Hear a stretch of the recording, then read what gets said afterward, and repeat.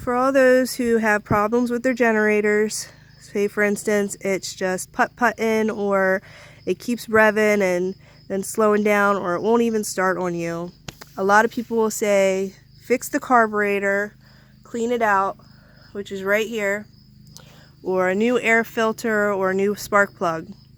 I've gone through a couple generators, and I'll tell you the easiest solution I've found was a clogged fuel valve. So what I'm going to do is I'm going to unscrew it and take it apart to show you guys what it looks like inside.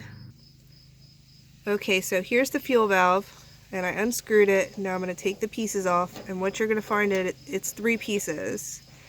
You got the part that you turn on and off, the plate that sits over top of it, and then that washer in there, which can stick and can be a bit of a pain in the butt to get out. So I'm going to pause this and see if I can get it out, and I'll turn it back on. Okay, so here's the inside of what the fuel valve looks like.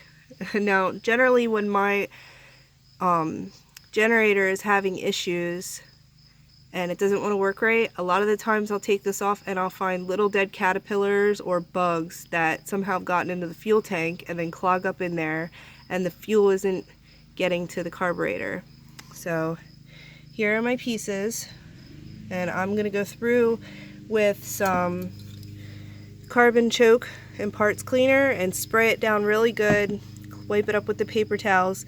And because my screws, I don't know if you'll be able to see them, they're really stripped now from having to do this, I took off the other screws from an older generator that I don't use to put back on.